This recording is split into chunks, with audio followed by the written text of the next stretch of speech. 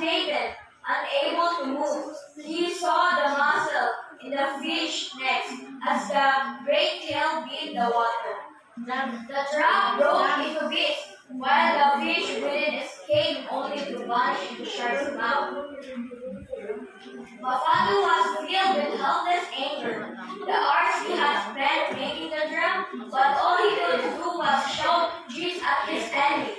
Yuri was running from one side of the raft to the other, furious with excitement. A large wave hit the raft and dropped it dangerously.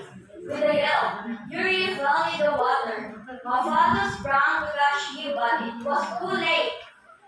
Instantly, the hammerhead turned about.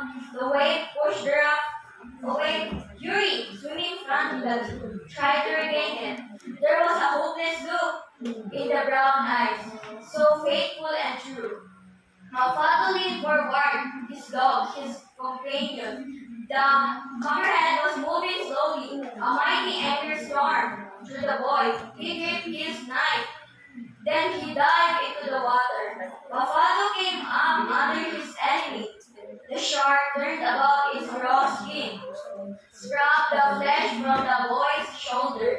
In that instant, Mafatu stopped. Deep in the white belly, there was a terrible shock.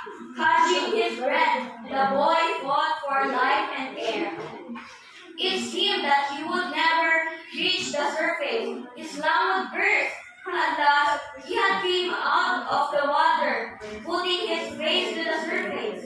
He saw the great shark turned over, blood flowing from the wound in its belly. Instantly, great sharks cheeks rushed at other sharks, tearing the wounded hammerhead into pieces. Yuri, where was he? Mafatu saw his dog then. Yuri was trying to pull himself up on the raft. Mafatu caught him by the neck and dragged him out of safety.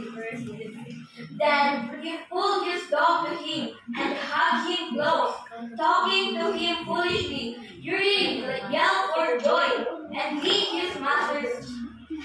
It wasn't until Mafatu reached shore that he realized what he had done. He had killed the shark with his own hand, with nothing but a bone knife. He could never have done it for himself. Fear would have robbed his arm of all strength. He had done it for Yuri, his dog, and he felt pain.